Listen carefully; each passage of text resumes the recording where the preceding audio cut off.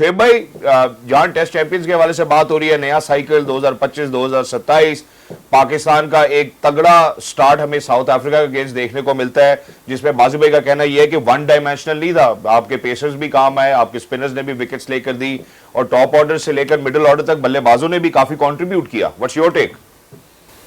Nothing new for me. जब back इन days हम खेलते थे तो पिचेस ऐसी होती थी, हम रिवर्स और पेस पे आउट करते थे और never relied on the pitch and we made sure that when he is reversing and और जब ये बॉल थोड़ा रिवर्स की हालत में आ जाए तो हम वेट करते थे कि यार कि हमें स्पेल मिले पुराने बॉल से।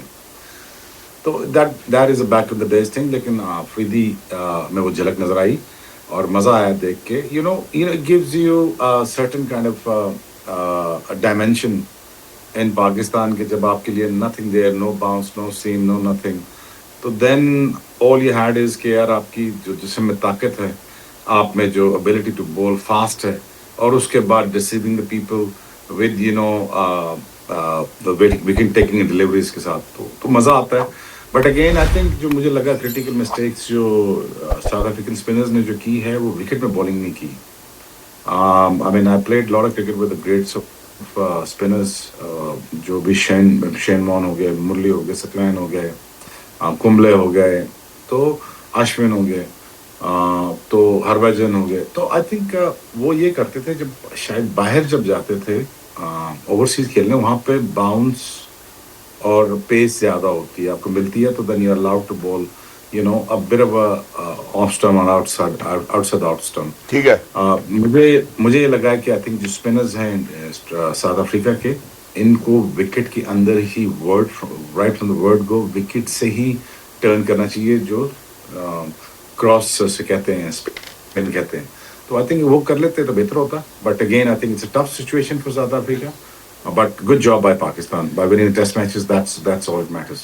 Exactly, and it looked like as if it was a fascinating win, and the amount of people or spectators which were out there present to witness South Africa and Pakistan and debacle in the first test match was something which was overwhelming. अब शुएब भाई, जिस तरह मैं बढ़ना चाहता हूँ वो ये एक फार्मूला है जो कि पाकिस्तान ने डिवाइस कर लिया कि यार हम स्पिन ट्रैक्स बनाएंगे, नुमान को और साजिद को खिलाएंगे और विकेट्स पे विकेट्स लेते चले जाएंगे, and that's an easy formula for us. लेकिन nothing to take away from our spinners. First of all सबसे पहले जरा नुमान के हवाले से बात करना चाहता हूँ, how crucial do you think that his role was? आप देखिए पहली इनिंग्स में 6 विकेट्स लेते हैं, अगली में 4 विकेट्स लेते हैं, 10 विकेट हॉल करते हैं। अगर उनके फाइफर्स की बात की जाए तो 9 दफा वो पंजा लगा चुके हैं टेस्ट मैचों के अंदर। What do you have to say about our spinners and the quality spinners that we have in Pakistan as of now?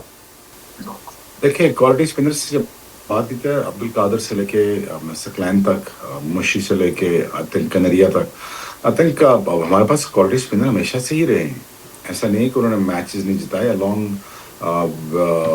In my era, तो बहुत सारे टेस्ट मैचेस स्पिनर्स ने ही जिताए थे। लेकिन थोड़ा विकेट यहाँ पे ज़्यादा स्पिनिंग ट्रैक स्पिन ज़्यादा हो रहा है, स्पिनिंग ट्रैक बहुत ज़्यादा बना दिया, थोड़ा बहुत जूस जो फास्ट बॉलर के लिए होता था वो नहीं रहा। But again, I think the question is it good for cricket? Good for Pakistan cricket? True. But अगर आप बाहर जाओगे, बाहर खेलने जाओगे, तो obviously क्या आपको यही similar conditions मिलेंगी? Of course, the point is the answer is no. But again, my worrying point is that कि अपनी कंडीशन में सारे अच्छे खेल लोगे और बाहर की कंडीशन में या म्यूचुअल कंडीशन में कैसे जब बाहर जाओगे तब क्या करोगे? तो I think but again winning the test series and the matches obviously it takes a lot of effort यार। आप ये कह सकते हैं स्पिनिंग ट्रैक अगर बॉल फेंका तो आउट हो गया, ऐसे नहीं होता यार, बड़ा जोर लगता है, स्पिनर का भी बड़ा जोर लगता है, फील्डर्स का भी लगता है। But again it's a learning curve for south African. I think they should learn quickly. They have to learn कि इन स्पिन ट्रैक्स के ऊपर कैसे खेला जाता है। देखिए आईपीएल में तो मौका नहीं मिलता है इतने स्पिनिंग ट्रैक्स में, लेकिन यहाँ जब आप टेस्ट सीरीज खेलने आते हो तब आप फंसते हो। But again having said that, I think Pakistan doing amazing job. Numan Ali is like having the time of his life. ये ऐसा रन बहुत कम स्पिनर को मिलता है। अगर यासिर शाह को मिला तो 500 आउट कर जाता वो। एग्जैक्टली, और ऐसा ही लगता है कि ये it's a no man's pitch. मैं जरा शुएब भाई से भी राय लेना चाहता हूँ, जहाँ हम बल्लेबाजों के हवाले से बात करें। रबाडा को उन्होंने शोएब भाई बहुत अच्छा खेला। आई थिंक जहाँ पे जितना भी कंट्रीब्यूट कर सकते हैं, अनफॉर्चुनेटली फॉर इमाम एंड couple other players जो अपने 90s को सेंचुरीज में नहीं कन्वर्ट कर सके, but what would you comment on how the batters have done phenomenally well in the first innings obviously, and then second में जहाँ पे collapse जरूर नजर आया, but down the order खेल गए। Agreed, but you know the batting paradise to have winning a toss and batting first, तो आपको हमेशा एडवांटेज मिलेगा, आप यहाँ लंबे चौड़े स्कोर कर सकते हैं। Subcontinent is known to be a paradise for the batters, तो यहाँ पे थोड़ा पिच टर्निंग ट्रैक है, थोड़ी टेक्निक आपकी जब जज होगी, जब आपकी सेकंड इनिंग्स में बैटिंग करने आते हो, जब आप जज हो गए, आपके पास वो वेपनरीज हैं जो आप अपना स्पिन को लंबा देर खेल सकते हैं या लो बाउंस को खेल सकते हैं, तो you have to recheck your technique once again when you come in a second innings. But again I think getting to the 90s is still one hell of a job, and converting into hundreds, it is a self satisfaction जो आपको लेनी चाहिए। I think I mean कोई जान के तो out नहीं होता 90s पे, लेकिन unfortunate है, but converting that into 100 would have been so much better for Abdullah Namam and everybody that who goes to scores 90s runs, but again challenge आता है second innings में, पहले innings में नहीं। अगर जैसे आपने कहा ना कि अगर टॉस पाकिस्तान हार जाता तो Pakistan would have been in difficult situation too, तो आपको दूसरी तो आपको इनिंग्स नजर आएगी ना, तो उसमें फंस तो गया था Pakistan. But again was too much to ask to bat from South Africa in a later part of the innings, which is fourth innings, तो उसमें यार obviously they will be judged and they will be obviously they will be asked a very tough question on the pitch, when it comes to play a spin on a fourth day, या fourth day पे समझ ही नहीं आती ना, तो ball बिल्कुल ही wicket तो बिल्कुल ही फारग हो चुका होता है। तो आई थिंक गुड लर्निंग का फॉर साउथ अफ्रीका, अगर यहाँ से टेक अवे लेके जाएं, स्पिनर्स बेहतर हो जाएं, क्योंकि ये फोर डे ये T20 नहीं है, 4 ओवर नहीं करने, यहाँ पे आपको 40 ओवर तो स्पिनर करने ही करने हैं बाय ऑल मीन्स।